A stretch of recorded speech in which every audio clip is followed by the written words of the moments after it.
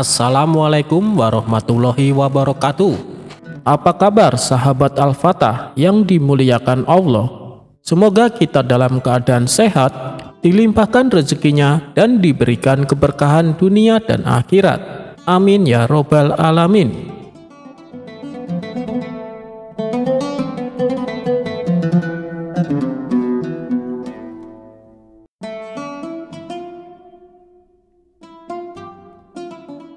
Pada suatu hari, tersiar kabar di Baghdad tentang seorang penipu yang sangat cerdik dan licin. Ia terkenal bisa mengakali siapa saja dan tak pernah tertangkap. Banyak pedagang dan warga yang sudah menjadi korbannya kehilangan harta benda mereka.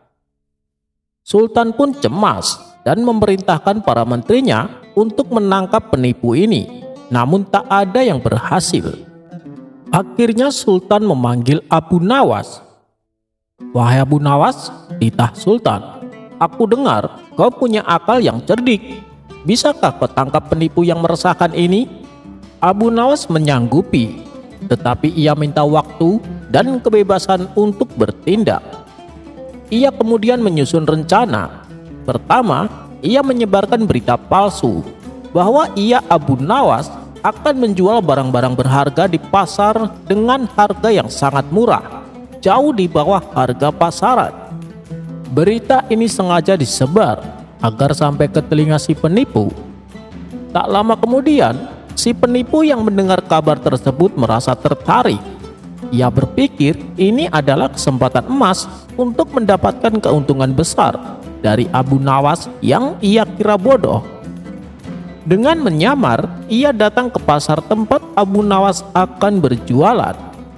Abu Nawas telah menyiapkan sebuah kotak besar yang terkunci rapat di tengah lapaknya. Ketika si penipu datang mendekat, Abu Nawas mulai berteriak, "Ayo, mari, siapa mau beli permata yang berkilauan ini? Siapa mau beli mutiara yang sebesar telur ayam?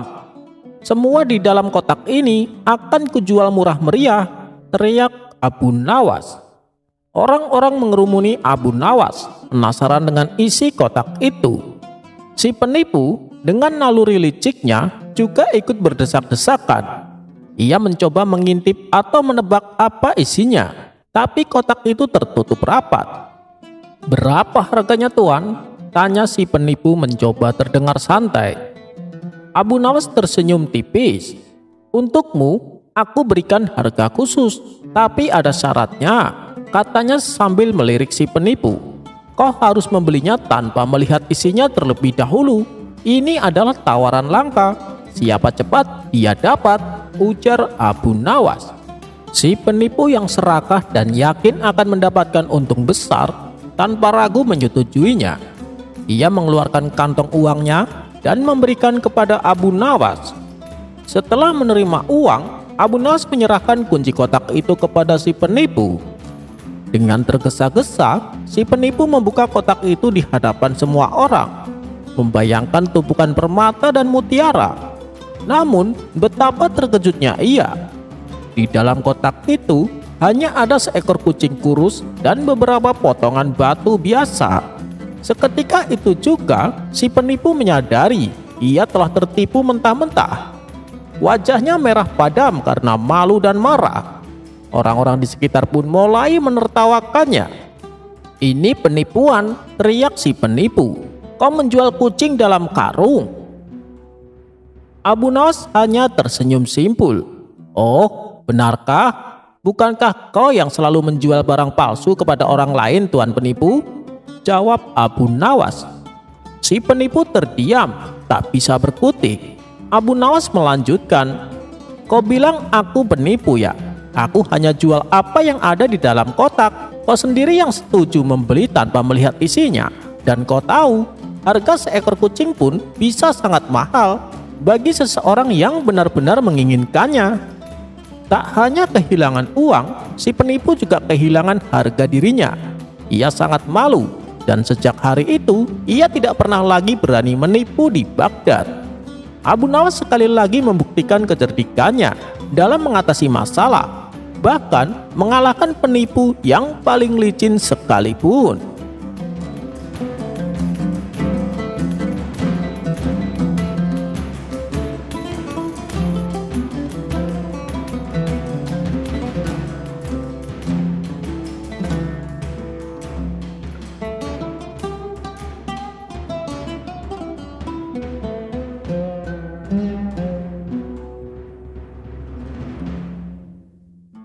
Abu Nawas menjual keledai seharga 1 dinar. Abu Nawas yang bernama lengkap Abu Ali Al-Hasan bin Hani Al-Hakami juga merupakan penasehat Baginda Raja. Abu Nawas merupakan sosok yang cerdas dan cerdik, sehingga ia dikenal mampu menyelesaikan segala permasalahan, baik yang dialaminya atau permasalahan masyarakat Baghdad. Di sisi lain, Abu Nawas seorang yang memiliki humor yang tinggi, sehingga selalu membuat raja tertawa terbahak-bahak karena perbuatannya.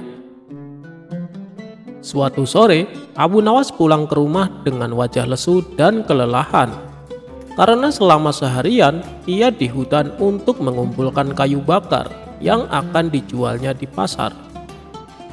Untuk melepaskan rasa penat dan lelahnya, ia pun duduk istirahat di depan rumah.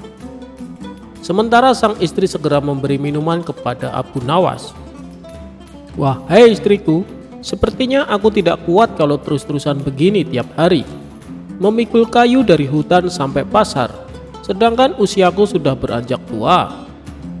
Belikanlah aku seekor keledai untuk meringankan pekerjaanku. Dia akan membantuku memikul kayu dan aku jadi lebih giat bekerja," keluh Abu Nawas membuka percakapan. "Baik, saya akan memberikan uang untuk membeli keledai. Tapi ingat, kamu harus mengembalikannya," balas sang istri.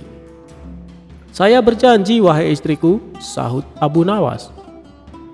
Sang istri pun kemudian memberikan uang simpanannya kepada Abu Nawas. Keesokan paginya, Abu Nawas pun pergi ke pasar untuk membeli seekor keledai. Setelah mendapat keledai yang diinginkan, Abu Nawas langsung membawanya pulang. "Akhirnya pekerjaanku akan terasa ringan," kata Abu Nawas dalam hati. Abu Nawas pun segera membuatkan kandang untuk tempat keledainya itu. Setelah menjelang pagi, Abu Nawas bangun dari tidurnya. Ia mengawali hari dengan bahagia. Segala perbekalan yang akan dibawanya dipersiapkan dengan benar. Namun, ketika ia hendak mengambil keledainya, Abu Nawas terkejut. Hal itu dikarenakan keledai yang kemarin dibelinya tidak ada di kandangnya. Seketika Abu Nawas menjadi panik dan memberitahu istrinya, "Wahai istriku, keledai kita kemana? Kok tidak ada di kandang?" "Apa? Hilang? Aku tidak mau tahu. Pokoknya uang pembelian keledai harus kamu kembalikan," balas istrinya. Mendengar perkataan istrinya, Abu Nawas semakin dibuat pusing dan bingung.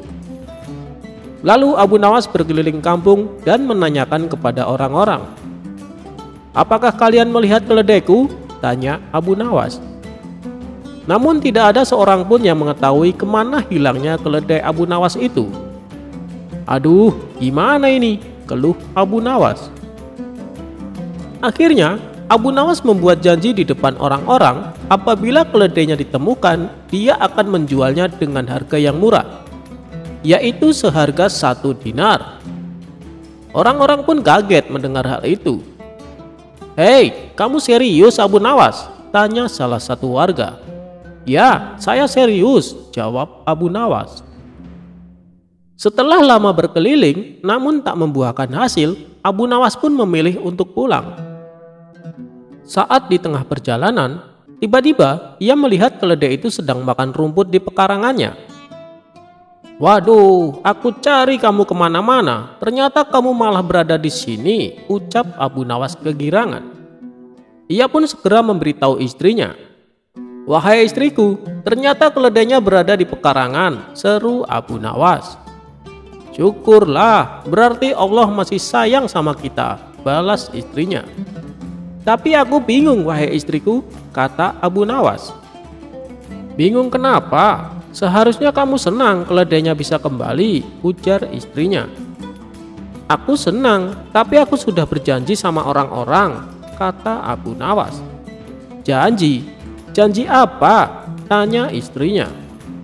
"Aku sudah janji kalau keledainya ditemukan, aku akan menjualnya senilai 1 dinar," jawab Abu Nawas. "Kamu ini gimana sih? Keledai seharga 50 dinar akan dijual 1 dinar, balas istrinya heran.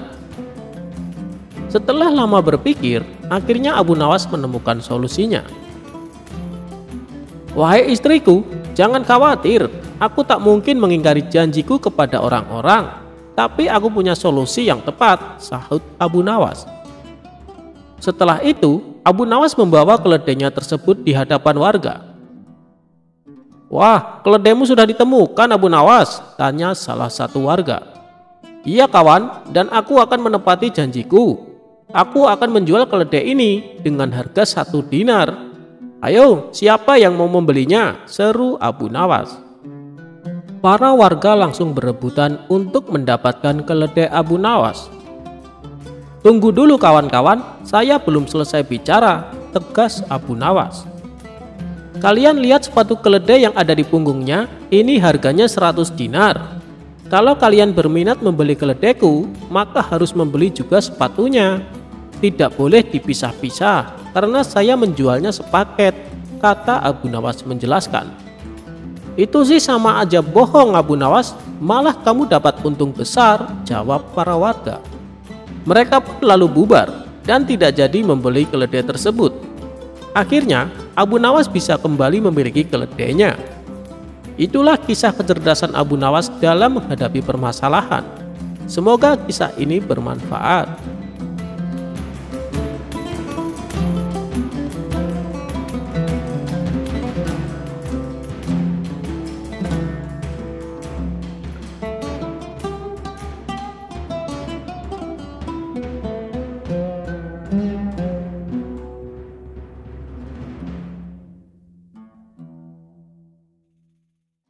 Dikisahkan, Abu Nawas dan istrinya tengah bertengkar hebat. Masing-masing tidak ada yang mau mengalah. Akibatnya pertengkaran pun semakin memanas. Karena tak tahan dengan omelannya, Abu Nawas pun akhirnya memilih untuk meninggalkan rumah. Ia pergi ke sebuah hutan guna menenangkan diri. Lalu ia duduk di atas rerumputan sambil merenung atas kejadian yang dialaminya. Angin pun berhembus sepoi-sepoi yang membuat Abu Nawas mulai merasakan kantuk. Tak terasa, mata Abu Nawas langsung terpejam dengan sendirinya. Tiba-tiba datanglah wanita cantik menghampirinya. "Duhai suamiku, kenapa kau tidur di sini? Ayo kita pulang," kata wanita tersebut. Sontak Abu Nawas terkejut mendengarnya. "Apa? Kau tadi menyebutku suami? Apa aku tidak salah dengar?" tanya Abu Nawas. "Sudahlah, jangan berlagak bodoh. Ayo pulang, aku sudah siapkan makanan untukmu," balas wanita itu. Abu Nawas pun menuruti ajakan wanita yang baru saja dijumpainya. Ia pulang ke rumah bersama wanita tersebut. Setibanya di rumah, Abu Nawas merasa heran karena ia tak menjumpai istrinya. "Mana istriku? Kenapa tidak ada di rumah?" tanya Abu Nawas. "Kamu kenapa sih? Aku ini kan istrimu," jawab wanita itu. Kemudian si wanita menyuguhkan hidangan dan mempersilahkan Abu Nawas untuk memakannya. Setelah waktu menjelang malam, Abu Nawas masih saja diliputi rasa keheranan. Apa yang sebenarnya terjadi? Kenapa istriku adalah wanita yang berbeda? Tanya Abu Nawas dalam hati. Tak berselang lama, wanita yang mengaku istri Abu Nawas itu mengajaknya tidur bersama. Saat mereka rebahan di atas ranjang, wanita itu mulai berbicara tentang suami pertamanya. Dia bilang bahwa suami pertamanya adalah seorang lelaki yang sangat baik dan penyayang. Abu Nawas kemudian bertanya, "Lalu aku ini siapa?" Wanita itu menjawab, "Kamu itu suami keduaku. Meskipun kamu tidak setampan suami pertamaku, tapi aku berusaha untuk menerimamu. Kamu seharusnya bersyukur mempunyai istri seperti aku."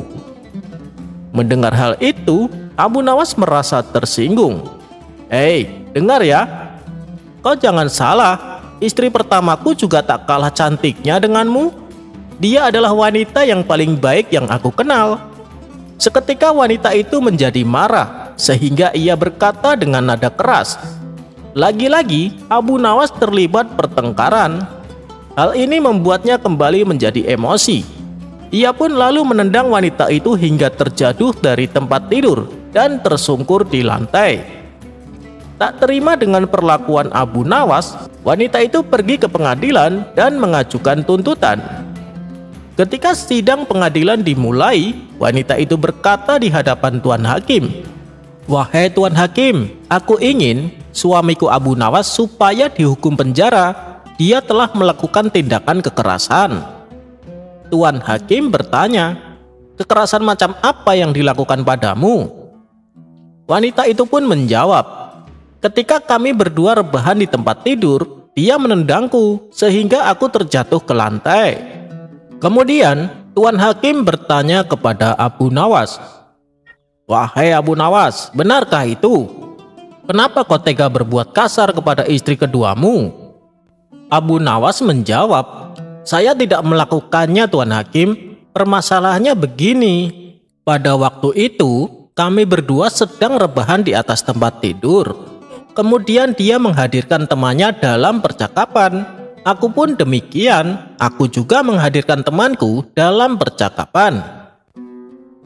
Dengan demikian, ada 4 orang di atas tempat tidur. Tentu saja tempat tidurnya jadi sangat sesak, sehingga istri kedua saya terjatuh dari tempat tidur." Setelah mendengar penjelasan Abu Nawas, Tuan Hakim pun tak sanggup menahan tawa dan memutuskan untuk mengakhiri kasus ini.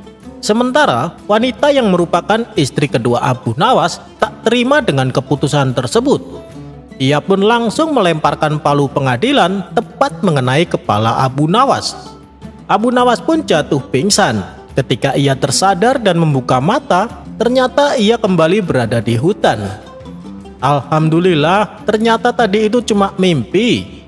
Segalak-galaknya istriku, dia belum pernah menuntutku untuk dipenjara, apalagi sampai tega melempar palu pengadilan di kepalaku," kata Abu Nawas dalam hati.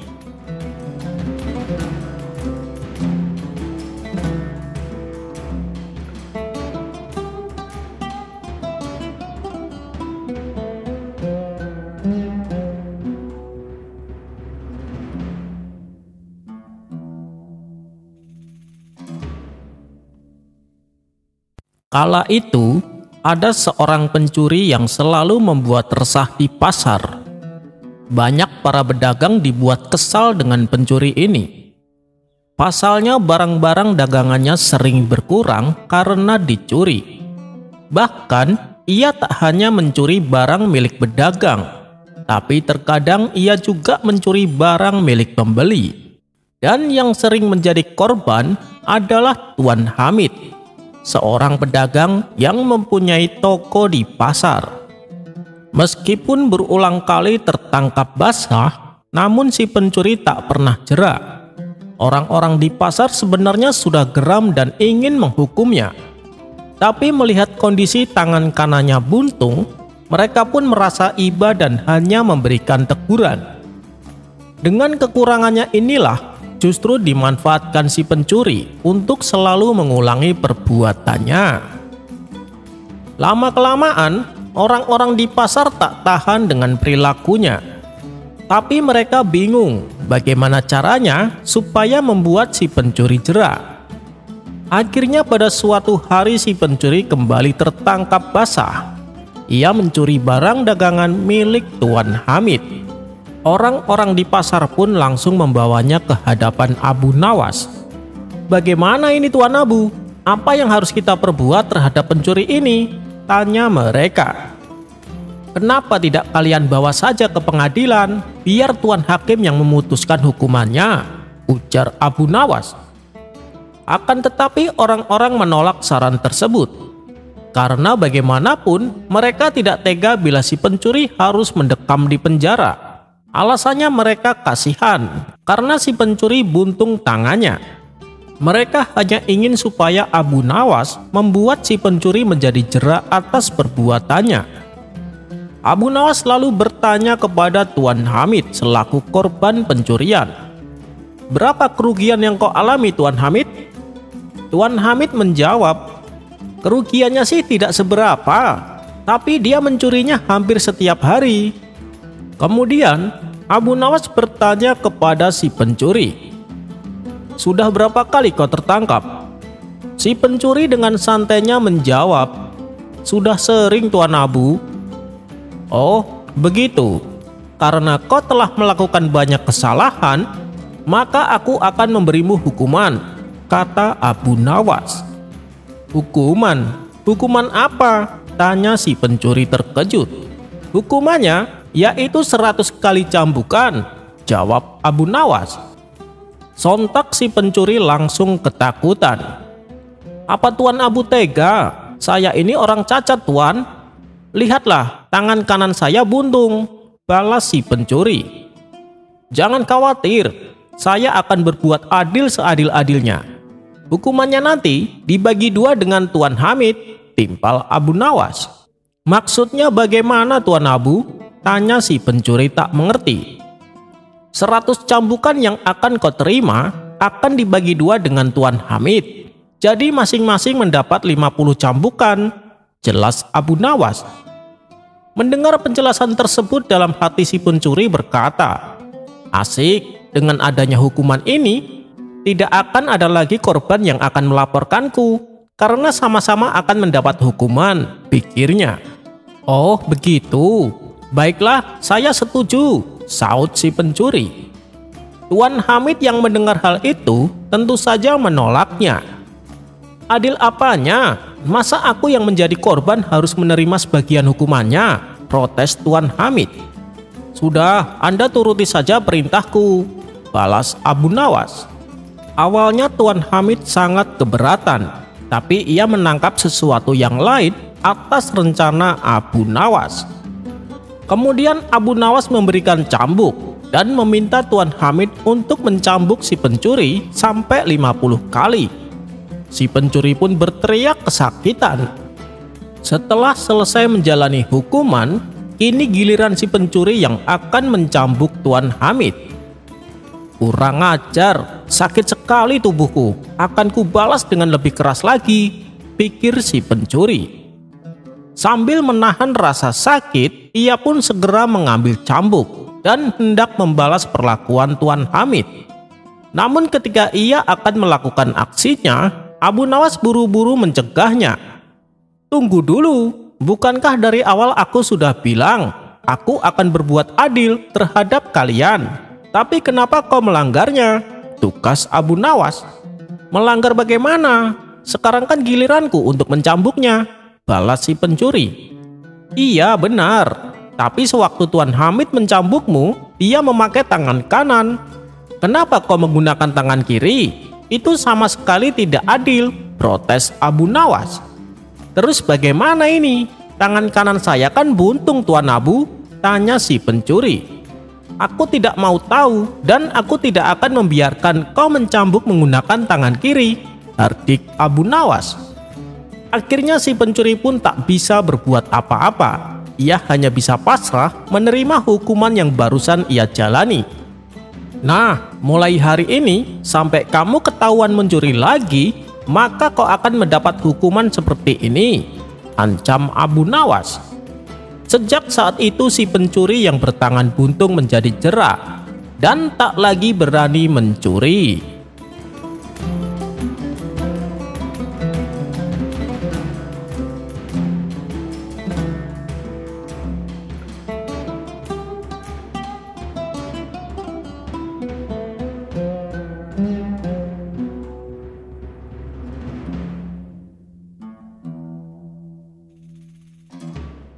Pada suatu ketika, Abu Nawas dan Baginda Raja tampak serius membicarakan sesuatu. Dalam obrolannya tersebut, berbagai hal dari mulai kebijaksanaan sampai tentang soal agama. Kemudian Baginda Raja menanyakan tentang kebohongan dan kebenaran, di mana keduanya itu sangat bertolak belakang. Menurutnya kebohongan dan kebenaran tidak mungkin menjadi satu. Akan tetapi, pendapat tersebut dibantah oleh Abu Nawas. "Paduka yang mulia, kebohongan itu bisa dijadikan kebenaran," ujar Abu Nawas. Itu tidak mungkin Abu Nawas, keduanya sangat berlawanan. Ibarat minyak dan air, mereka tak mungkin bisa menyatu, bantah Baginda Raja. Tapi Paduka yang mulia, aku bisa membuktikannya, balas Abu Nawas. Karena penasaran, Baginda Raja pun menantang Abu Nawas. Baiklah, kalau kau bisa membuktikan ucapanmu, aku akan memberimu hadiah. Tapi pembuktiannya harus masuk akal, Abu Nawas. Namun apabila kau tidak bisa, kau harus menerima hukuman, yaitu dicambuk 100 kali. Bagaimana? Apa kau berani? Tantang Baginda Raja. Tentu saja saya berani, jawab Abu Nawas dengan penuh percaya diri. Kemudian setelah tantangan tersebut dimulai, Baginda Raja membuat peraturan baru. Bagi siapa saja yang ingin menghadap Baginda Raja akan ditanya maksud dan tujuannya. Apabila berbohong, maka akan dicambuk 100 kali. Namun apabila jujur, akan diizinkan. Dan semenjak peraturan tersebut diterapkan, hanya beberapa pejabat istana yang berani menemui Baginda Raja. Hingga pada suatu hari, Abu Nawas ke istana menemui Baginda Raja. Ia dicegat oleh 2 orang penjaga. "Tuan Abu, apa tujuanmu kemari?" tanya salah satu penjaga. "Aku akan dicambuk 100 kali oleh Baginda Raja," jawab Abu Nawas. Mendengar itu kedua penjaga merasa heran. "Loh, memangnya Tuan Abu melakukan kesalahan?" tanya si penjaga. "Tidak, sama sekali aku tidak bersalah," jawab Abu Nawas. "Kalau tidak bersalah, mana mungkin akan dicambuk? Tuan, lebih baik Tuan jujur saja. Apa tujuan Tuan menghadap Baginda Raja?" tanya penjaga istana. "Aku ini sudah jujur. Kalau aku tidak jujur, aku pasti akan dicambuk 100 kali karena dianggap telah berbohong," terang Abu Nawas. Maka bertambah bingunglah penjaga tersebut. Melihat kondisi yang demikian, Baginda Raja lantas mendatangi Abu Nawas. "Woi, kenapa kalian? Kenapa Abu Nawas tidak dipersilahkan masuk?" tanya Baginda Raja. "Ampun Paduka yang mulia, kami bingung. Lebih baik Paduka tanyakan sendiri kepada Abu Nawas," jawab penjaga istana. "Wahai Abu Nawas, jelaskan padaku, apa yang membuat kedua penjaga itu bingung?" tanya Baginda Raja. "Begini Paduka yang mulia, tadi mereka bertanya apa tujuanku datang kemari. Lalu aku jawab, tujuanku akan dicambuk 100 kali, jawab Abu Nawas. "Oh, jadi kamu menyerah? Kamu tidak bisa membuktikan ucapanmu, bukan?" tanya Baginda Raja. "Tidak Paduka, justru kedatangan saya kemari untuk membuktikan ucapanku," jawab Abu Nawas. "Lalu, kenapa kau bilang akan dicambuk? Berarti kau telah berbohong, Abu Nawas." "Sesuai dengan peraturan, bagi siapa saja yang berbohong akan dihukum cambuk 100 kali, jelas Baginda Raja." "Saya tidak bohong Paduka, saya kesini untuk dihukum cambuk.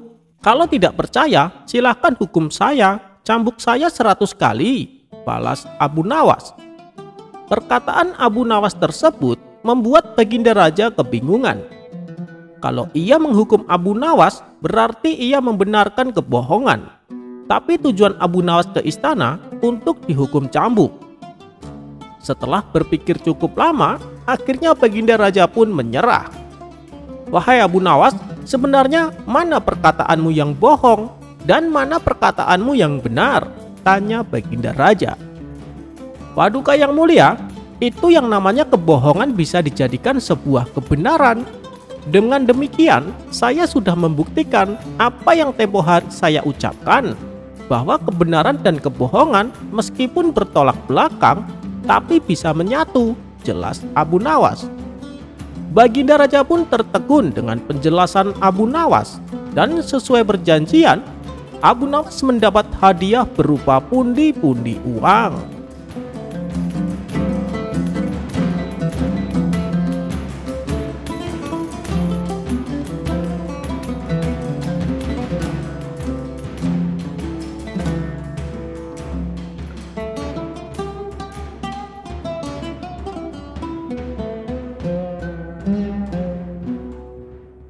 Alkisah di sebuah negeri yang ramai, hiduplah Abu Nawas yang terkenal cerdik dan baik hati. Namun di sisi lain ada Abu Jahil, seorang menteri angkuh yang selalu meremehkan rakyat kecil. Suatu hari Abu Jahil berjalan dengan sombongnya di pasar, ditemani beberapa pengawal. Ia suka menghina pedagang kecil dan merasa dirinya lebih tinggi dari siapapun. Orang-orang miskin ini tidak ada gunanya, gumamnya dengan angkuh. Tanpa aku, negeri ini tak akan maju. Warga hanya bisa menggelengkan kepala. Namun tak jauh dari sana, Abu Nawas mendengar ucapan Abu Jahil dan tersenyum kecil. Hingga pada suatu sore, Abu Jahil hendak pulang ke rumahnya dengan kereta kuda mewah. Ia melewati jalanan sepi di pinggiran kota. Tak menyadari ada sekelompok perampok yang mengintai. Tiba-tiba, perampok-perampok itu muncul. Mereka menodong Abu Jahil dan pengawalnya dengan pedang. "Serahkan semua hartamu atau nyawamu melayang," bentak salah satu perampok. Abu Jahil gemetar ketakutan. Pengawalnya lari terbirit-birit meninggalkannya sendirian. Kini ia tak berdaya di hadapan para perampok. Kebetulan Abu Nawas sedang berjalan di dekat sana. Ia melihat kejadian itu dan segera menyusun rencana. Dengan suara lantang ia berseru, "Wahai para perampok, hati-hati, orang ini adalah seorang dukun sakti.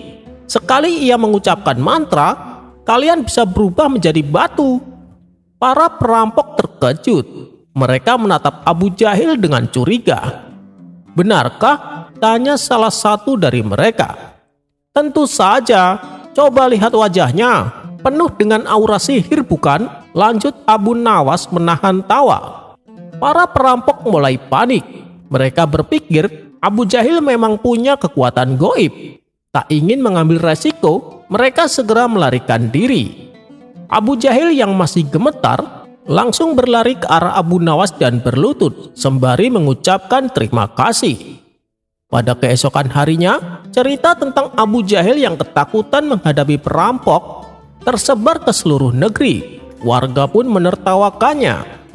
"Katanya kuat, tapi ditolong Abu Nawas juga," seru seorang warga.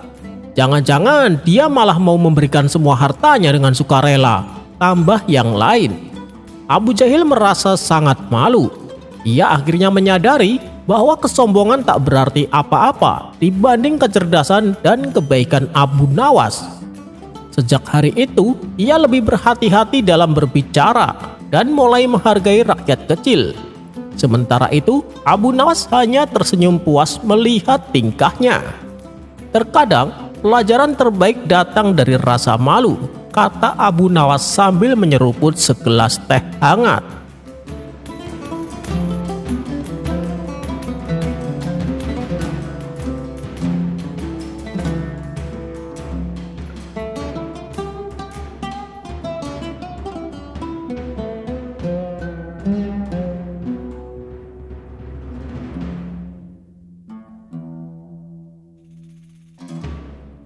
Alkisah, ada seorang laki-laki yang sangat pelit. Ia selalu memikirkan cara terbaik agar tidak terlihat memiliki banyak harta, sehingga orang-orang di sekitarnya tak akan meminta apapun darinya meskipun sedikit. Hingga pada suatu hari ia berkeliling ke desa-desa tetangga. Di pemberhentian terakhir, dia menemukan desa yang semua penduduknya suka menolong dan dermawan. Lalu laki-laki pelit ini berpura-pura menjadi orang yang sangat miskin. Tujuannya agar para penduduk desa iba kepadanya. Tanpa menaruh curiga, warga pun memberikan santunan banyak sekali, mulai dari makanan, uang, hingga baju. Kesempatan ini lalu ia manfaatkan untuk menimbun harta dan kekayaan. "Kalau begini caranya, aku bisa kaya tanpa harus bekerja," pikir si laki-laki pelit itu kegirangan. Akhirnya laki-laki pelit ini memutuskan menjadi pengemis. Setiap hari yang ia lakukan mendatangi rumah-rumah warga untuk meminta-minta. Dikarenakan baju yang dia pakai compang-camping, tentu membuat para warga simpati dan kasihan. Hasil yang ia dapatkan dari mengemis cukup fantastis. Tapi akibat seringnya berbohong untuk mendapatkan bantuan, akhirnya kedok si laki-laki pelit itu ketahuan oleh salah satu penduduk desa. Kala itu, ada seorang warga yang tidak sengaja melewati rumah laki-laki pelit ini. Dia terlihat memakai baju yang indah, masuk ke dalam rumah sambil membawa harta hasil dari mengemis. Tak lama kemudian, si laki-laki kembali keluar berganti mengenakan pakaian compang-camping. Ia lalu melakukan aksi mengemis ke setiap rumah warga. Ia tidak menyadari bahwa aksinya kali ini sedang dipantau salah satu warga desa. Kabar tentang kebohongan si laki-laki pelit itu akhirnya beredar di masyarakat. Para penduduk desa kini tidak lagi memperdulikannya apabila si laki-laki tersebut datang mengemis. Para warga terus saja melanjutkan aktivitasnya dan tak peduli tangisan palsu si laki-laki pengemis itu. Terlebih lagi saat mereka mengetahui apa yang dilakukan laki-laki itu dengan pemberian susu dan madu dari warga. Karena ternyata diam-diam ia menimbunnya dan tak mau sedikit pun berbagi dengan tetangga sebelahnya. Tidak hanya menimbun susu dan madu, pria tersebut juga menimbun uang dan harta hasil mengemisnya di dalam tanah di bawah rumahnya. Tujuannya supaya tidak ada seorang pun yang tahu. Sementara itu, di sebuah istana megah, Baginda Raja terlihat sedang mengobrol asik dengan Abu Nawas. Aku dengar kabar, katanya di seberang sana ada desa yang hampir semua penduduknya dermawan. Apa betul Abu Nawas? Tanya Baginda Raja di sela-sela obrolannya. Hamba sendiri belum tahu pasti Paduka, karena belum pernah ke sana. Tapi yang hamba dengar memang demikian adanya, sahut Abu Nawas. Baginda Raja pun menjadi penasaran dan terbesit keinginannya untuk meninjau desa tersebut. Apa perlu hamba temani Paduka? Tanya Abu Nawas. Tidak usah, aku ingin melakukannya sendiri tanpa didampingi siapapun, balas Baginda Raja. Keesokan harinya, Baginda Raja segera mulai perjalanannya. Ia berangkat dengan pakaian biasa dan tanpa seorang pun yang mendampingi. Tujuannya agar tidak diketahui identitasnya. Setelah menempuh perjalanan yang cukup jauh, Baginda Raja belum juga menemukan desa tersebut. Naasnya, Baginda Raja lupa membawa bekal makanan dan minuman, sehingga merasa letih dan lemas. Wajahnya menjadi pucat, tubuhnya pun gemetaran karena tidak kuasa menahan haus dan lapar. Untunglah dari kejauhan Baginda Raja bisa melihat beberapa rumah penduduk. Dengan segera ia mempercepat laju kudanya. Tidak lama sampailah Baginda Raja di depan rumah laki-laki pelit itu. Sayangnya baru hendak turun dari kudanya, laki-laki pelit itu justru membentaknya.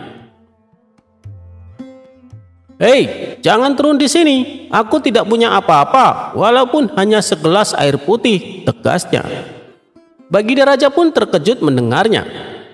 Katanya desa ini warganya dermawan semua, tapi kenyataannya tidak demikian, pikir Baginda Raja dalam hati. Terpaksa ia melanjutkan perjalanan dengan sempoyongan. Dikarenakan tidak kuasa menahan letih serta lapar, Baginda Raja pun terjatuh dan pingsan di tengah jalan. Saat ia tersadar, ternyata sudah terbaring di salah satu rumah warga. Baginda Raja sedang dikerumuni orang-orang yang khawatir dengan kondisinya. Setelah Baginda Raja siuman, para warga lalu memberinya makan dan minum. Kau dari mana? Kenapa sampai pingsan? Tanya salah satu warga. Tapi Baginda Raja sengaja menutupi jati dirinya. Ia berpura-pura mengaku dari desa seberang yang sedang melakukan perjalanan jauh. Kalau kelelahan dan lapar, berhentilah dahulu, mampir dan istirahatlah di salah satu rumah kami. Pasti akan kami persilahkan dan diberi makan, kata para warga. Aku tadi sudah sempat berhenti di salah satu rumah warga, tapi malah dibentak dan diusir, balas Baginda Raja. Mendengar itu, para warga pun terkejut, karena belum pernah seorang warga pun mengusir orang asing saat diminta bantuan, apalagi dengan kondisi yang sangat kelelahan dan kelaparan. Setelah ditelusuri, ternyata orang yang mengusirnya adalah warga pendatang. Dia adalah pria kikir yang suka mengemis. Para warga pun meminta maaf dan memberitahu siapa orang yang mengusirnya itu. Ketika kondisinya sudah pulih benar, Baginda Raja akhirnya meminta izin untuk pamit. Ia pun menyampaikan terima kasih kepada para penduduk yang telah membantunya dengan sangat tulus. Saat Baginda Raja memacu kudanya, ia terus memikirkan kebaikan hati para warga desa tersebut. Selang beberapa hari, desa tadi dihebohkan dengan datangnya rombongan pasukan berkuda dari kerajaan. Seakan tidak percaya dengan apa yang mereka lihat, para penduduk desa itu pun berhamburan keluar dari rumahnya. Tamu mereka ini membawakan sejumlah kuda yang mengangkut banyak makanan dan emas, lalu dibagikan kepada tiap-tiap penduduk desa. Saking terkejutnya, mereka hanya bengong saat menerima hadiah. Mereka pun masih bertanya-tanya, siapa orangnya yang telah memberikan hadiah begitu banyak. Setelah semua penduduk mendapatkan bagiannya, Baginda Raja yang berada di posisi paling belakang akhirnya muncul dan memperkenalkan diri. Ia segera turun dari kuda dan menyalami satu persatu penduduk desa. Seketika itu juga penduduk desa baru mengetahui dia adalah sang penunggang kuda yang tersesat dan kelelahan, yang ternyata rajanya sendiri. Dengan perasaan bahagia dan terharu, Baginda Raja kemudian menyampaikan terima kasih kepada seluruh penduduk desa. Tidak berhenti sampai di situ, Baginda Raja juga mengundang mereka ke istana untuk menghadiri jamuan khusus. Keesokan harinya, para warga desa tersebut datang ke istana memenuhi undangan Baginda Raja. Saat perjamuan berlangsung, Baginda Raja memanjatkan syukur tidak terkira karena masih ada banyak orang dermawan di wilayah yang dipimpin. Mendengar kebahagiaan Baginda Raja, warga desa yang baik hati itu pun turut bahagia. Tapi tiba-tiba di tengah-tengah acara, Baginda Raja dikejutkan suara tangisan seseorang yang merengek minta masuk ke istana. Dikarenakan penasaran, Baginda Raja meminta pengawalnya untuk mempersilahkan orang tersebut masuk dan menyampaikan keluhannya. Ternyata yang menghadap Baginda Raja adalah laki-laki pelit yang menolak membantunya beberapa waktu lalu. Di hadapan Baginda Raja, ia menangis terseduh-seduh. "Kenapa Paduka tidak menuju rumah hamba saja? Kenapa Paduka tidak menjadi tamu hamba saja? Andai saja Paduka menjadi tamu hamba, maka hamba juga akan turut diundang dan ikut memperoleh bongkahan emas." Si laki-laki kikir ini masih belum juga menyadari bahwa orang yang dibentak dan diusirnya tempo hari adalah Baginda Raja sendiri. Mendengar perkataan si laki-laki pelit, semua orang pun tertawa serta memintanya segera pulang. Sementara Baginda Raja dan Abu Nawas hanya bisa menggeleng-gelengkan kepala dan terheran-heran. Bagaimana bisa seorang yang pelit hidup di tengah-tengah orang-orang yang dermawan?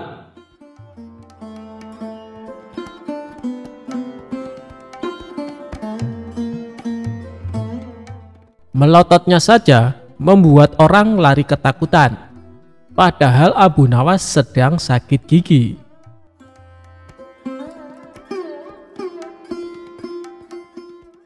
Abu Nawas merupakan tokoh sufi asal Baghdad yang terkenal kocak dan suka membuat jengkel. Ada kalanya dia juga merasakan jengkel dengan kelakuan orang-orang di sekitarnya. Wajar saja, karena Abu Nawas juga manusia biasa yang tak jarang pusing, bimbang, bingung, bahkan mungkin juga bisa marah. Namun lantaran dia seorang sufi kenamaan pada waktu itu, melototnya Abu Nawas saja bikin orang gemetar dan lari tunggang langgang. Padahal bukannya marah, namun Abu Nawas merasa pening dengan sakit gigi yang dideritanya.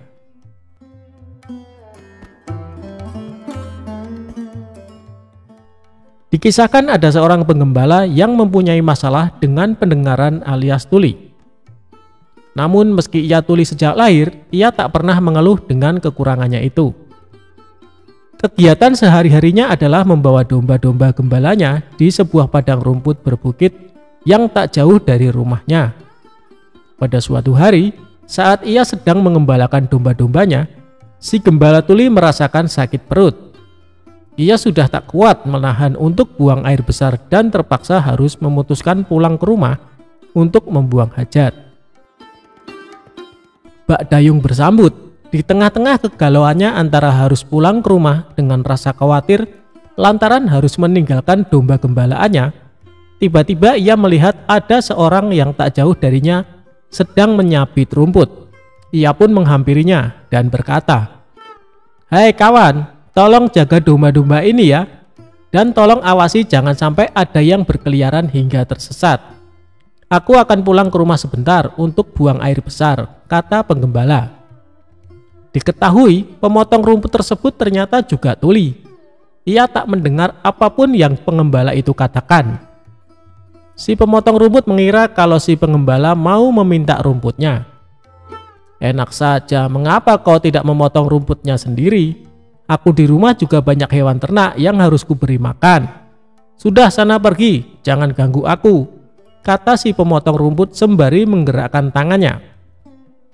Karena sama-sama tak bisa mendengar, si penggembala mengira gerakan tangan yang dilakukan oleh si pemotong rumput merupakan isyarat bahwa dirinya menyuruh si penggembala agar cepat pulang.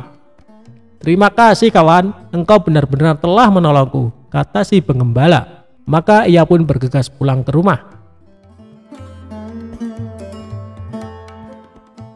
Setelah si gembala menuntaskan hajatnya buang air besar, kemudian ia kembali menemui si pemotong rumput.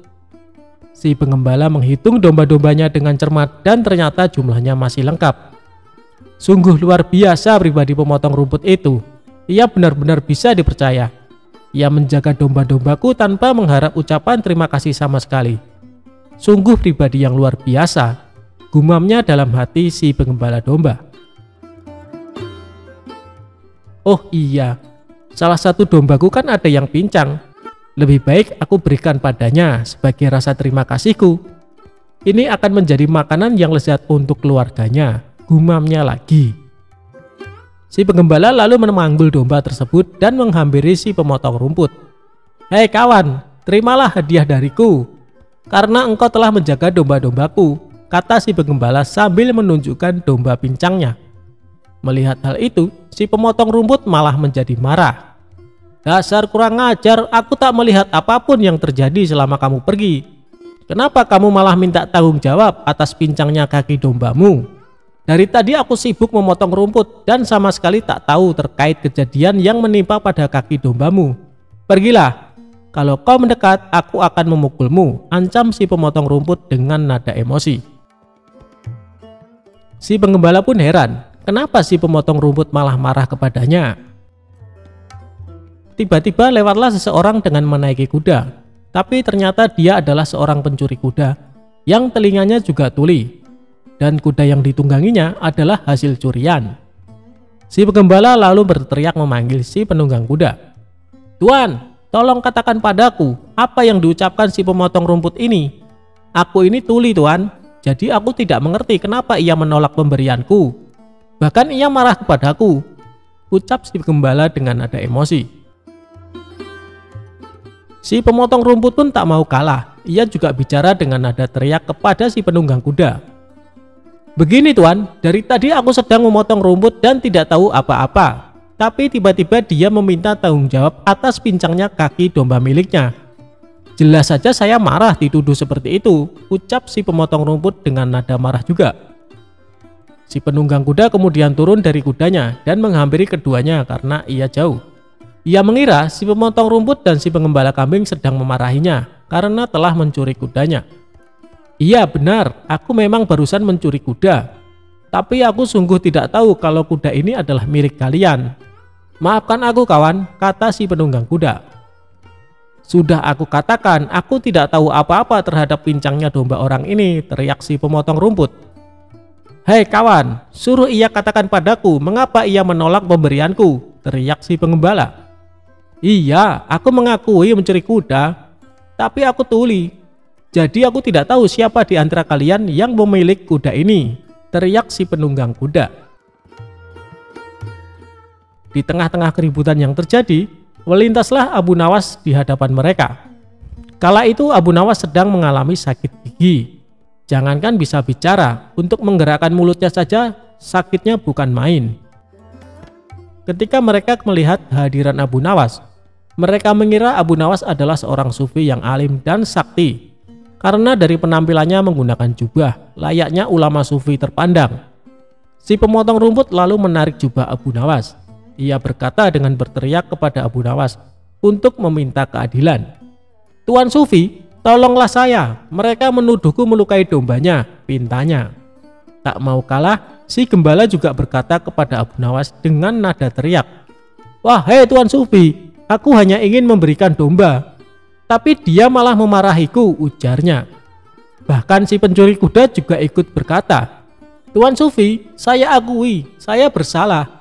Saya sudah mengaku mencuri, tapi aku tuli. Saya tidak bisa mendengar perkataan mereka. Jadi saya tidak tahu siapa sebenarnya pemilik kuda ini," kata penunggang kuda. Mendengar pengaduan mereka dengan nada teriak, membuat sakit gigi Abu Nawas bertambah tidak karuan. Ia hanya bisa menatap tajam penuh amarah ke arah mereka. Bahkan mata hitam Abu Nawas menusuk tajam ke mata mereka bertiga secara bergantian. Melihat gelagat seperti itu, mereka mengira Abu Nawas sedang berusaha keras mencari petunjuk atas kebenaran dari situasi ini. Mereka bertiga pun mulai takut dengan sorot mata tajam Abu Nawas. Mereka takut kalau Abu Nawas menyihir mereka, atau setidaknya Abu Nawas mengendalikan kemauan mereka. Melihat sikap Abu Nawas yang menakutkan itu, si pencuri langsung melompat ke punggung kudanya dan segera memacu lari kudanya kencang-kencang. Begitu pula dengan si pengembala, ia segera giring gembala untuk menjauh dari Abu Nawas. Sementara si pemotong rumput yang sedari tadi gemetar, ia segera mengemasi hasil sabitan rumputnya ke dalam kantong dan mengangkatnya di bahu, lalu berlari menjauhi Abu Nawas.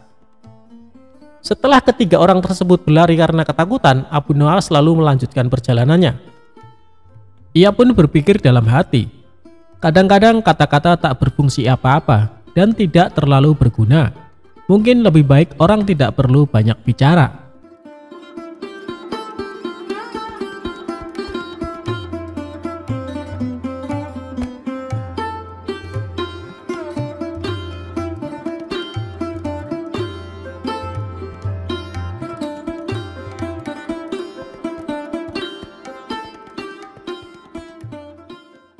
Abu Nawas dikenal sebagai sosok yang cerdas dan cerdik. Kepribadiannya itu pun tersebar di seluruh wilayah Baghdad, sehingga santri atau muridnya pun kian bertambah. Sayangnya tidak semua santri sepaham dengan Abu Nawas. Suatu hari salah seorang santri tampak mengeluh dan menyampaikan pendapatnya secara kritis, mengkritik bahwa spiritualitas Abu Nawas perlu disesuaikan dengan perkembangan zaman. Menanggapi kritikan santrinya itu, Abu Nawas hanya tertawa. Santri yang lainnya pun ikut tertawa kencang melihat tingkah lucu gurunya tersebut. Kemudian Abu Nawas tampak terdiam. Seketika suasana menjadi hening. Abu Nawas menarik napas dalam-dalam. Kemudian dengan hati-hati dia menceritakan kisah seorang pelajar yang bertanya kepada penjual buku. "Tidak ada buku anatomi yang lebih baru," ucap Abu Nawas, menirukan pertanyaan pelajar tersebut kepada penjual buku. "Buku-buku yang ada di sini sudah berumur 10 tahun atau lebih," protes pelajar itu. "Dengarlah nak, tidak ada penambahan tulang apapun dalam tubuh manusia selama 10 tahun terakhir ini. Demikian pula halnya tidak ada penambahan apapun dalam kodrat manusia selama 10.000 tahun terakhir ini," ujar penjual buku menjawab pertanyaan pelajar itu. Mendengar cerita Abu Nawas, semua santri tampak diam. Suasananya pun masih hening. Kemudian hal lainnya membuat santri Abu Nawas protes, karena seringnya sang guru membuat lelucon. Setiap kali mengajar, hampir selalu ada gelak tawa dalam setiap ia bicara. Hal itu rupanya juga mengganggu sebagian santri yang sangat ingin serius tentang spiritualitas dan diri mereka.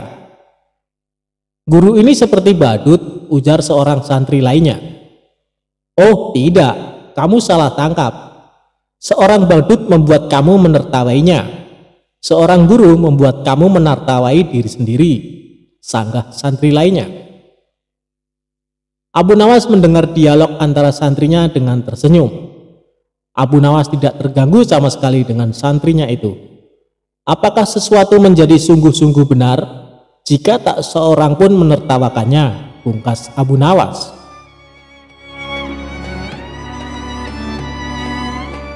Hanya modal doa, Abu Nawas ketiban uang 100 keping perak dari langit. Abu Nawas suatu hari mendapat keluhan dari istrinya. Ini terkait kondisi keuangan keluarga mereka yang sangat terpuruk. Sang istri meminta Abu Nawas mencari nafkah tambahan agar bisa memenuhi kebutuhan sehari-hari. Abu Nawas sebenarnya beberapa kali dihadiahi beberapa keping emas oleh Baginda Raja, tapi selalu dibagi-bagikan kepada mereka yang membutuhkan. Maka kondisinya pun tetap kekurangan. "Hai suamiku, kapan kau belikan aku gaun yang indah? Hidupmu hanya kau habiskan untuk berdoa saja," ujar istri Abu Nawas. "Semua ini kulakukan untuk mendapat ridho Allah Subhanahu wa Ta'ala," ucap Abu Nawas. "Kalau begitu, coba kau minta upah kepada Allah saja," kata istri Abu Nawas. Abu Nawas pun langsung pergi ke pekarangan dan berdoa. "Ya Allah, berilah hamba uang 100 keping perak," teriaknya berulang-ulang. Hal ini didengar tetangganya yang sedang beristirahat di depan rumah. Tetangga tersebut melempari kepala Abu Nawas dengan kepingan uang perak hingga 100 keping. Uang 100 keping perak itu dikumpulkan dan diberikan kepada istrinya. Namun tetangga Abu Nawas tidak terima uangnya diambil begitu saja. Maka didatangilah rumah Abu Nawas dan meminta uangnya dikembalikan. Namun Abu Nawas tidak bersedia mengembalikannya. Ia merasa itu adalah upah yang diberikan Allah Subhanahu wa Ta'ala atas doa dan ibadahnya selama ini. Akhirnya mereka sepakat menyelesaikan masalah ini di pengadilan. Di dalam sidang, hakim mengajukan pertanyaan, "Apa pembelaanmu, Abu Nawas?" "Tetangga hamba ini sudah gila, Tuan Hakim. Dia pikir semua harta di dunia ini miliknya. Jika dituruti, maka jubah hamba, kuda hamba, dan semua diakuinya," tutur Abu Nawas. "Tapi itu memang milikku," sahut tetangga Abu Nawas. Akhirnya hakim memutuskan si tetangga telah mengganggu kekhusyukan ibadah Abu Nawas karena melemparinya dengan uang perak. Sebagai hukumannya, uang-uang itu menjadi milik Abu Nawas.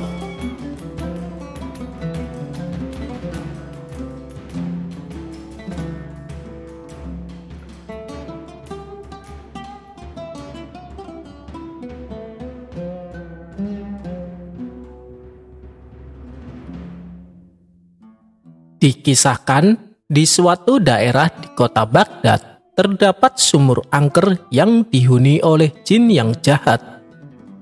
Setiap malam terdengar suara menakutkan dan suara-suara aneh yang berasal dari sumur tersebut. Meskipun demikian, kedalaman sumur tersebut hanya sekitar 1 meter dan tidak ada airnya sama sekali. Namun, karena saking angkernya, sehingga banyak warga sekitar tak berani mendekatinya.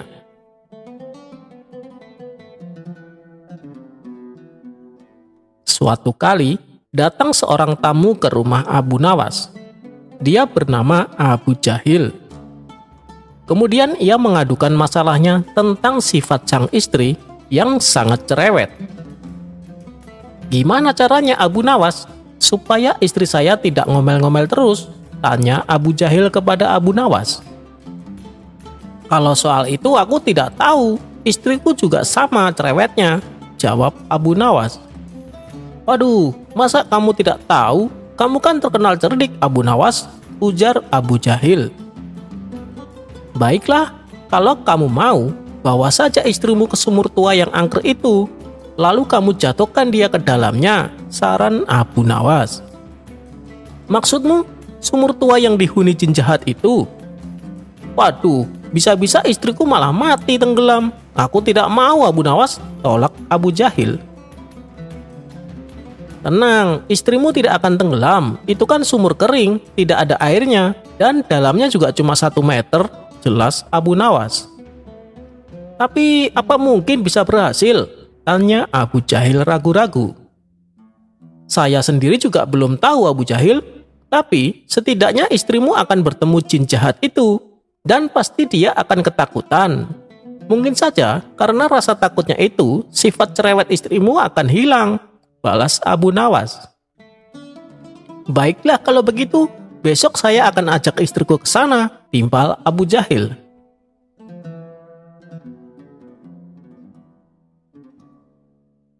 Singkat cerita, pergilah Abu Jahil dan istrinya menuju sumur angker yang dimaksud. Sesampainya di sana, Abu Jahil segera mendekati bibir sumur tersebut. Wahai istriku, lihatlah, di dalam sumur ada perhiasan emas, teriak Abu Jahil pura-pura kaget. Mendengar hal itu, sang istri tak sabar ingin ikut melihatnya. Setelah sang istri berdiri tepat di depan sumur, Abu Jahil langsung mendorongnya. Sang istri pun terjatuh ke dalam sumur itu. Bukannya berteriak ketakutan, sang istri malah ngomel terus-terusan tanpa berhenti. Mana emasnya? Saya tidak melihatnya sama sekali, omel sang istri. Dan ketika jin penghuni sumur mencoba menakuti istri Abu Jahil, ia malah kena semprot omelannya. Kamu pasti yang menyembunyikan emasnya kan? Cepat berikan padaku. Ayo cepat berikan, hardik istri Abu Jahil. Karena tak kunjung mendapatkan emas, sang istri terus saja mengomel.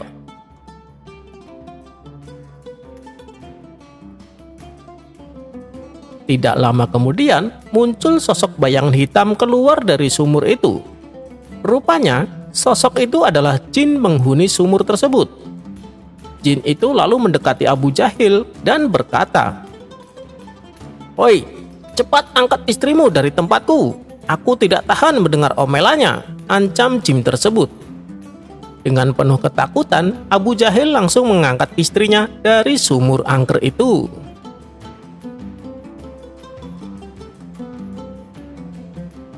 Pada esok harinya, Abu Jahil kembali menemui Abu Nawas dan menceritakan peristiwa yang dialaminya. Spontan Abu Nawas tertawa terpingkal-pingkal. "Ternyata istrimu lebih cerewet daripada istriku.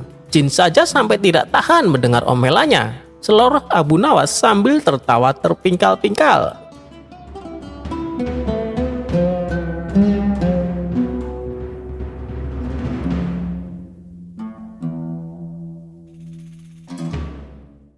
Abu Nawas menjebak si tukang sihir.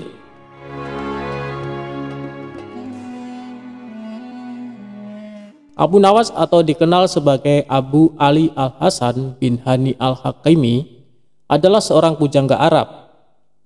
Abu Nawas dilahirkan di kota Ahvaz di negeri Persia. Dengan darah Arab dan Persia mengalir di tubuhnya. Abu Nawas adalah seorang ulama besar yang terkenal dengan kecerdasannya dan dipercaya sebagai wali Allah. Dikisahkan, Abu Nawas mempunyai burung nuri yang sangat lucu, dan Baginda Raja ingin memilikinya. "Kalau kau berniat menjualnya, jangan ditawarkan kepada orang lain. Tawarkan saja kepadaku. Berapapun harganya, aku akan membayarnya," ujar Baginda Raja kepada Abu Nawas. Abu Nawas tidak menjawab, dia hanya mengangguk.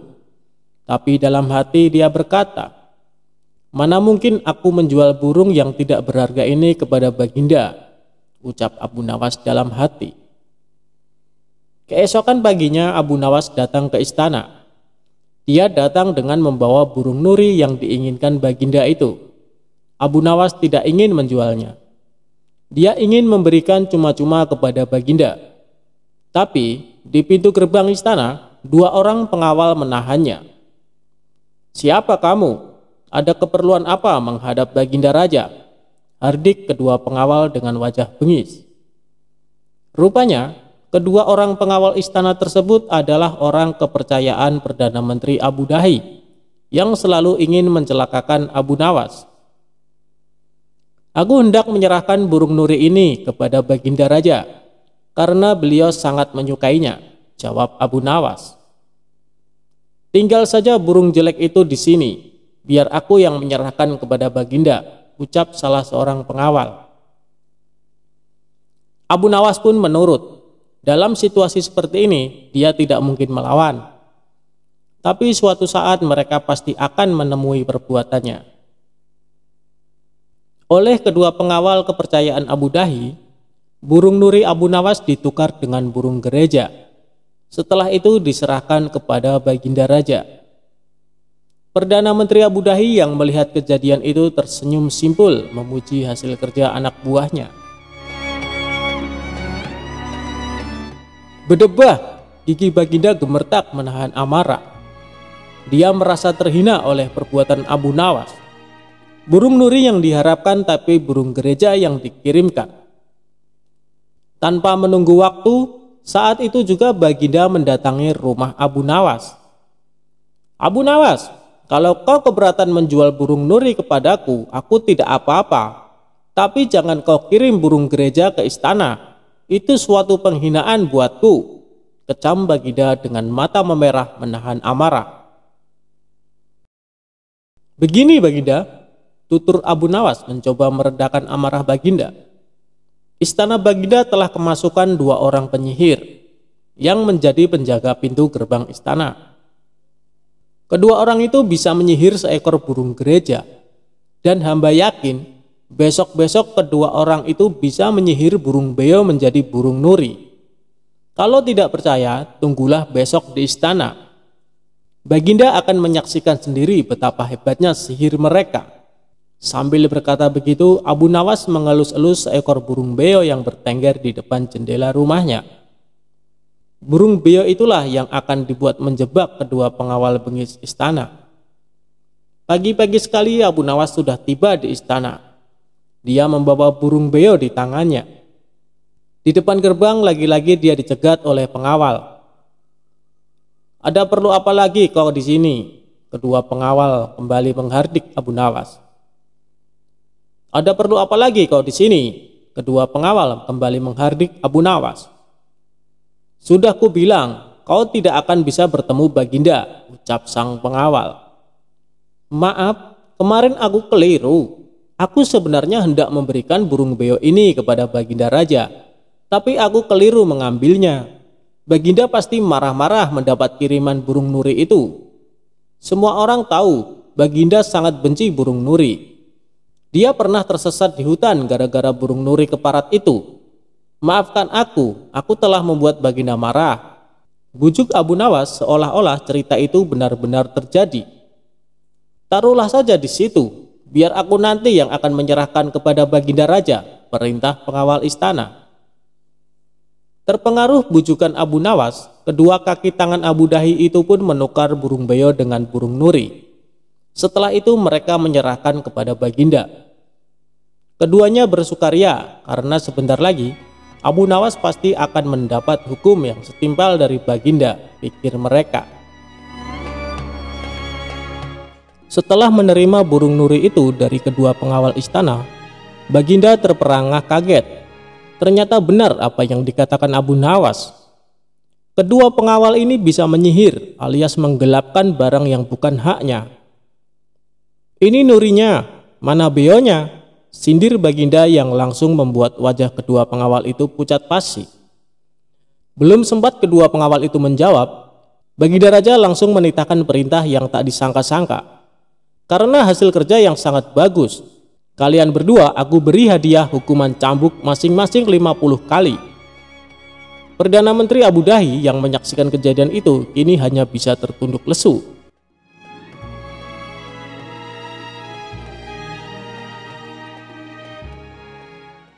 Abu Nawas menangkap pencuri dengan tongkat ajaib.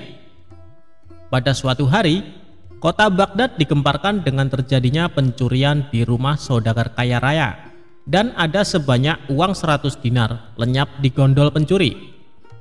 Nampaknya pencuri tersebut sangat profesional. Buktinya saja sudah banyak petugas dikerahkan untuk mengejar pencuri itu, namun si maling tak kunjung ketangkap. Sang saudagar kaya raya semakin gusar dibuatnya. Bagaimana tidak? Sudah uangnya diambil, kemudian ada rasa penasaran sebenarnya siapa pencuri lihai tersebut. Hebatnya, tak ada satupun pertanda yang bisa dilanjutkan sebagai bahan penyelidikan lebih lanjut.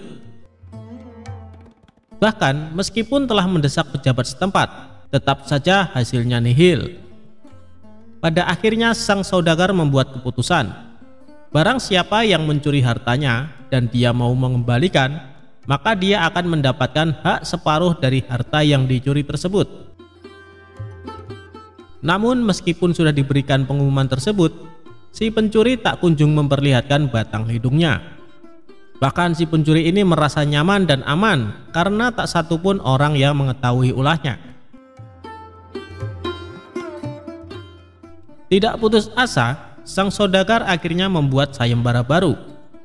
Barang siapa yang berhasil mendapatkan pencuri tersebut, maka dia akan mendapatkan seluruh harta tersebut. Tentu saja sayembara ini sangat menarik warga Baghdad. Banyak sekali orang-orang yang mendaftar untuk ikut andil bagian, termasuk si pencuri itu sendiri. Awalnya si pencuri berniat untuk meninggalkan kota Baghdad dengan membawa harta curiannya. Namun setelah dipikir-pikir, kepergiannya hanya akan membuka aibnya. Karena itu, si pencuri mencoba bertahan di kota dengan ikut-ikutan menjadi peserta sayembara. Dia semakin merasa aman saat berkumpul dengan peserta sayembara. Dia sangat yakin kedoknya tidak akan terbongkar. Begitu melihat hasil yang belum jelas terlihat dari sayembara yang sudah dibukanya, sang saudagar akhirnya mendesak sang hakim untuk mendatangkan Abu Nawas. Namun sayangnya, Abu Nawas pada hari itu sedang berada di Damaskus dan baru bisa pulang pada esok harinya. Semua harapan bertumbuh pada Abu Nawas. Kasak-kusuk begitu gencar di kalangan warga. Mereka menebak apakah Abu Nawas mampu menguak teka-teki tersebut. Sementara itu, si pencuri hatinya menjadi ciut karena dia tahu bagaimana kemampuan Abu Nawas dalam memecahkan masalah. Pada keesokan harinya, Abu Nawas datang dengan membawa tongkat banyak sekali, dan kemudian dia membagikan tongkat-tongkat tersebut kepada semua yang hadir sambil berpesan, "Tongkat-tongkat ini sudah saya mantrai, kalian bawa pulang, besok bawa kembali ke sini. Jika salah satu di antara kalian pencurinya, maka tongkat akan bertambah 1 telunjuk. Yang bukan pencuri, maka tidak usah khawatir," ujar Abu Nawas. Kemudian semua warga pulang, dan si pencuri bingung bagaimana bisa lolos di esok hari. Setelah memeras otak, dia memutuskan untuk memotong tongkat tersebut sepanjang telunjuk jarinya. Keesokan harinya, semua warga berkumpul dan mengembalikan tongkat kepada Abu Nawas. Pada saat menerima tongkat dari pencuri tersebut, Abu Nawas langsung menangkapnya karena tongkatnya menjadi lebih pendek. Kemudian si pencuri diadili dengan seadil-adilnya. Akhirnya Abu Nawas berhak menerima uang 100 dinar tersebut. Namun uang tersebut dibagikan kepada fakir miskin di kotanya.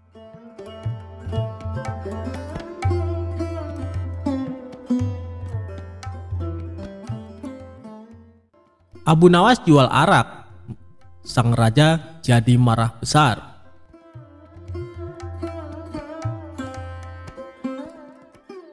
Selalu ada cara yang dilakukan oleh Abu Nawas untuk tidak dimarahi oleh baginda raja. Setiap perbuatan yang dilakukan pasti ada saja kesalahan yang membuat sang raja marah. Namun bukan Abu Nawas jika tidak bisa membuat sang raja menjadi marah karena perbuatan Abu Nawas. Abu Nawas sendiri menjadi terkenal karena puisinya yang jenaka dan lucu. Tidak berhubungan dengan tema-tema tradisional seperti tema padang pasir. tetapi juga berbicara tentang kehidupan kota dan menyanyikan kegembiraan meminum anggur, serta cinta dari anak laki-laki muda dengan humor nakal. Kisah Abu Nawas kali ini menceritakan sang raja marah besar karena kedapatan Abu Nawas menjual arak.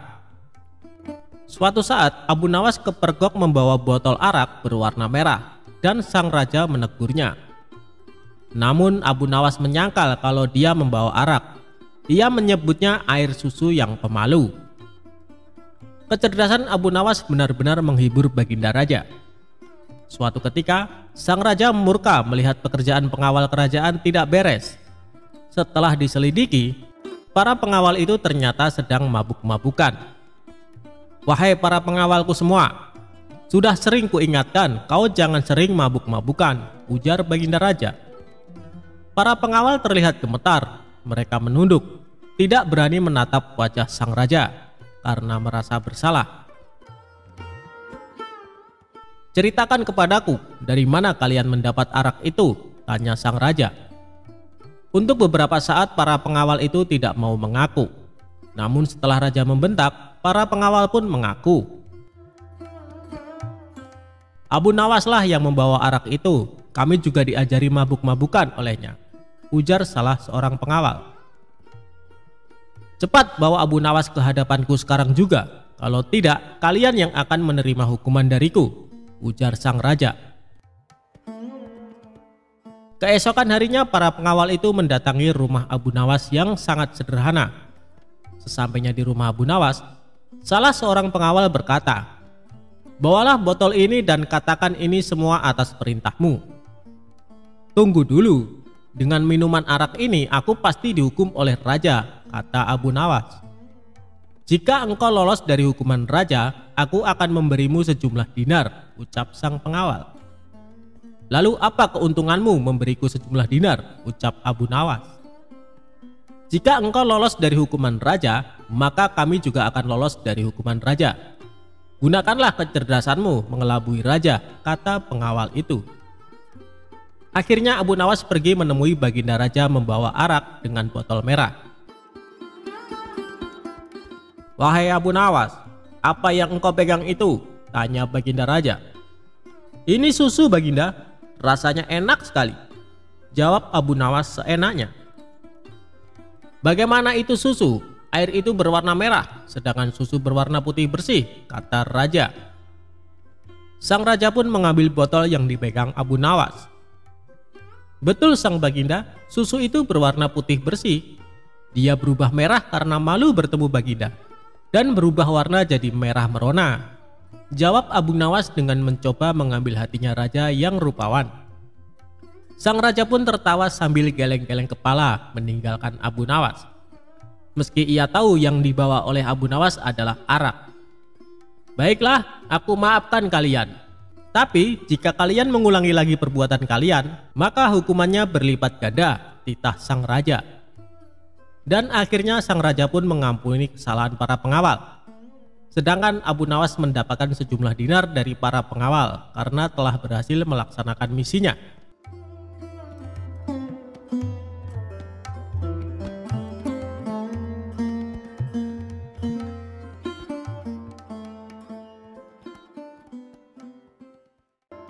Ketika Abu Nawas disuruh khutbah Jumat. Abu Nawas adalah seorang penyair yang sangat cerdik dan pintar. Namun selain sebagai penyair, Abu Nawas juga dikenal sebagai mubalek di desa tempat tinggalnya. Oleh sebab itu, suatu ketika Abu Nawas diminta untuk menjadi imam ketika hendak sholat Jumat. Selain itu, pada waktu tersebut Abu Nawas juga diminta mengisi khutbah Jumat untuk memberikan ceramah keagamaan. Setelah mandi dan berpakaian rapi, Abu Nawas pun mulai melangkahkan kakinya menuju ke masjid. Ketika sampai di masjid, tidak lama kemudian terdengar suara azan. Tak lama berselang, datanglah masyarakat yang beragam Muslim dengan sangat ramai. Karena yang menjadi khotib kali ini adalah Abu Nawas, maka banyak sekali masyarakat Muslim yang datang ke masjid. Ceramah dan khutbah Abu Nawas sangat disenangi oleh masyarakat kala itu. Sebab dalam setiap ceramah keagamaan yang disampaikan oleh Abu Nawas sangat relevan terhadap isu-isu yang sedang berkembang. Akhirnya, waktu yang ditunggu para jamaah pun tiba. Abu Nawas naik ke mimbar dan segera memulai khutbahnya. Khutbah tersebut dimulai dengan salam dan berlanjut pada materi yang akan disampaikan oleh Abu Nawas. Namun, pada saat berkhutbah, Abu Nawas melihat para jamaahnya yang mengantuk bahkan sampai tertidur. Melihat hal itu, kemudian Abu Nawas berteriak, "Api, api, api!" dengan sangat keras. Hal tersebut sontak membuat para jamaah sangat terkejut dan berdiri mencari keberadaan api tersebut. Bahkan ada juga jamaah yang hanya saling pandang satu sama lainnya. Kemudian ada salah seorang jamaah yang menanyakan, "Di mana apinya?" kepada Abu Nawas. Walau ada jamaah yang berkata demikian, tapi Abu Nawas tetap melanjutkan khutbahnya.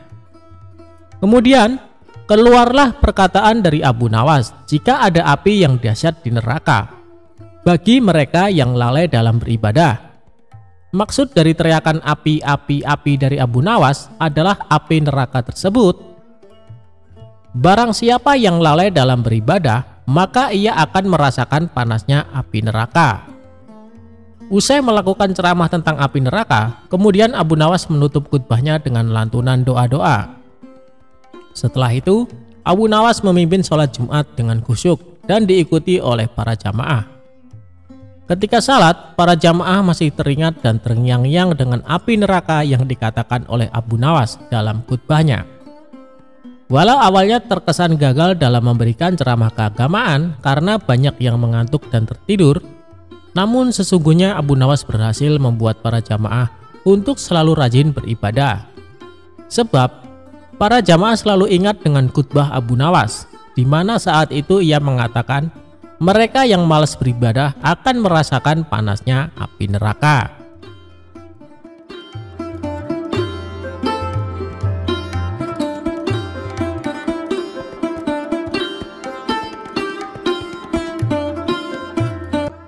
Kisah Abu Nawas dihukum raja minum air mendidih.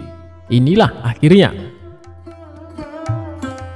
Abu Nawas merupakan pujangga Arab yang terkenal cerdas dan cerdik dalam menghadapi segala permasalahan. Ia hidup sejaman dengan baginda Raja Harun. Bahkan Abu Nawas merupakan salah satu rakyat yang sangat dekat dengannya. Di sisi lain, ia juga salah satu warganya yang sering mendapatkan hukuman dari baginda raja. Tapi yang membuat baginda raja kesal, Abu Nawas selalu saja bisa lolos dari hukuman karena kecerdikannya. Dan kali ini Abu Nawas kembali melakukan kesalahan. Abu Nawas ketahuan prajurit istana tengah menenggak minuman keras. Dengan cepat, para prajurit ini segera menangkap dan membawanya ke hadapan baginda raja. Abu Nawas, kelakuanmu masih saja tidak berubah. Selama ini aku sudah berbaik hati sama kamu. Aku sengaja meloloskanmu dari hukuman karena kamu selalu berjanji tidak akan mengulanginya. Tapi kali ini sudah tidak bisa ditolerir lagi. Apapun alasanmu, kamu tetap akan saya hukum, ucap baginda raja. Sementara Abu Nawas hanya terdiam, kepalanya tertunduk tak berani menatap. Kira-kira hukuman apa yang pantas diberikan supaya Abu Nawas kapok dengan perbuatannya? Tanya baginda raja kepada penasehat istana. Kemudian penasehat istana mengusulkan, bagaimana kalau Abu Nawas dihukum dengan cara minum air yang mendidih? Ternyata usulan tersebut langsung diterima baginda raja. Usulanmu bagus sekali, saya setuju denganmu, kata baginda raja. Seketika Abu Nawas langsung pucat, tubuhnya menjadi gemetaran karena sama saja ia akan dihukum mati. Ampun Paduka yang mulia, hamba mohon keringanan hukuman, minta Abu Nawas. Keputusanku sudah bulat Abu Nawas, dan tak bisa ditawar-tawar, balas baginda raja. Baiklah Paduka, Kalau itu memang sudah keputusan Paduka, saya terima dengan berat hati. Tapi sebelum saya menjalani hukuman, izinkan saya menemui istri dan anak-anak saya untuk berpamitan, ujar Abu Nawas. Sejenak Baginda Raja terdiam. Ia heran dengan kata-kata Abu Nawas yang berpamitan. Maksudnya bagaimana Abu Nawas? Tanya Baginda Raja merasa heran. Begini Paduka, apabila air mendidih masuk ke dalam perut, bukan hanya lidah dan bibir saja yang akan melepuh, tapi semua organ tubuh di dalamnya juga ikut melepuh. Tidak menutup kemungkinan saya akan mati saat itu juga, jelas Abu Nawas. Baginda Raja pun terkejut, ia tak menyadari akan hal itu. Kasihan juga Abu Nawas, tapi masa saya harus menarik kembali ucapan saya? Itu tidak mungkin. Martabat saya sebagai raja akan jatuh, pikir Baginda Raja. Baiklah Abu Nawas, saya penuhi permintaanmu. Sekarang juga kamu pulang, tapi besok kamu harus sudah ada di sini, titah Baginda Raja. Abu Nawas pun lalu pamit pulang. Sesampainya di rumah, Abu Nawas memberitahu istri dan anak-anaknya tentang hukuman yang akan dijalani. Mengapa Baginda Raja sekejam itu? Kata istrinya tak terima. Sudahlah wahai istriku, bila memang ini sudah takdirku untuk mati, saya harap kamu dan anak-anak mengikhlaskan kepergianku, tutur Abu Nawas. Mereka lalu menangis sambil berpelukan erat. Malam pun semakin larut. Abu Nawas masih belum dapat memejamkan mata. Ia terus meratapi nasib yang tengah dihadapinya. Namun ia terus mencari cara bagaimana supaya bisa lolos dari hukuman Baginda Raja. Saat Abu Nawas sedang memutar otaknya, tiba-tiba rasa lapar mulai menghinggap. Wahai istriku, adakah makanan yang tersisa untukku? Tanya Abu Nawas. Saya sudah menyiapkan sop panas di atas meja, tapi sepertinya sekarang sudah dingin, jawab sang istri. Sudah dingin, memangnya kapan kamu membuat sopnya? Tanya Abu Nawas kembali. Tadi sewaktu habis isya, ini kan sudah tengah malam, jadi wajar kalau sopnya sudah dingin, kata sang istri memperjelas. Saat itu terbesitlah di otak Abu Nawas akan ide yang cemerlang. Tapi Abu Nawas sengaja tidak memberitahu istrinya, sebab ia tidak ingin rencananya menjadi berantakan. Setelah menjelang pagi hari, Abu Nawas mengumpulkan para tetangganya dan ia memberitahu mereka bahwa dirinya akan dihukum mati, dan ia meminta agar para tetangganya ini ikut bersamanya ke istana. Berita mengejutkan ini tentu saja membuat para tetangganya kaget. Ia tak menyangka Baginda Raja bisa sekejam itu. Abu Nawas, kamu kan dekat dengan Baginda Raja, kenapa tidak minta ampun darinya? Tanya mereka. Biarlah, nasi sudah menjadi bubur. Baginda Raja juga tidak akan mencabut ucapannya, terang Abu Nawas. Maka berangkatlah Abu Nawas ke istana dengan didampingi keluarga dan para tetangganya. Melihat kedatangan Abu Nawas bersama orang banyak, Baginda Raja pun bertanya, "Hei Abu Nawas, kenapa kau bawa orang banyak sekali? Apakah kau hendak melawanku?" Dengan ekspresi wajah sedihnya, Abu Nawas menjawab, "Ampun Paduka, Paduka jangan salah paham. Mereka semua adalah tetangga saya Paduka. Mereka ingin melepas kepergian saya." Baginda Raja pun akhirnya tidak keberatan akan hal itu. "Baiklah Abu Nawas, apakah kau siap menjalani hukuman?" Tanya Baginda Raja. "Saya siap Paduka, silahkan bawa kemari air mendidihnya," balas Abu Nawas. Lalu beberapa prajurit istana membawakan bejana yang berisi air mendidih ke hadapan Abu Nawas. "Sekarang kamu minum air mendidih itu Abu Nawas," kata Baginda Raja. "Siap Paduka yang mulia, tapi sebelumnya izinkan saya meminta maaf dan berpamitan kepada keluarga saya dan para tetangganya," pinta Abu Nawas. "Oh silakan," ucap Baginda Raja. Abu Nawas pun menghampiri istri dan anak-anaknya. Suara tangis istri dan anak-anak Abu Nawas pun pecah. Orang-orang yang hadir pun ikut bersedih, tak terasa air mata Baginda Raja juga ikut menetes. Sebenarnya Baginda Raja tidak tega, tapi ia tidak mungkin membatalkan hukuman. Karena banyaknya tetangga yang ikut hadir, tentu saja memakan waktu lama hingga tak terasa air mendidih yang ada di dalam bejana menjadi dingin. Setelah Abu Nawas selesai berpamitan, ia segera mengambil air di bejana dan meminumnya sampai habis. Tentu saja Abu Nawas tidak mengalami suatu apapun, sebab air yang ada di dalam bejana sudah menjadi dingin. Paduka yang mulia, saya sudah menjalani hukuman, izinkan saya pulang, pinta Abu Nawas. Melihat hal itu Baginda Raja menjadi bengong. "Hei Abu Nawas, bukankah saya menyuruhmu minum air mendidih?" tanya Baginda Raja. "Benar Paduka, tapi air di bejana itu kan tadinya mendidih. Jangan salahkan saya kalau air itu menjadi dingin. Saya hanya melakukan apa yang seharusnya saya lakukan," jawab Abu Nawas. Dengan kecerdikannya inilah Abu Nawas kembali lolos dari hukuman maut. Ia pun dibolehkan pulang oleh Baginda Raja bersama anak istri dan para tetangganya.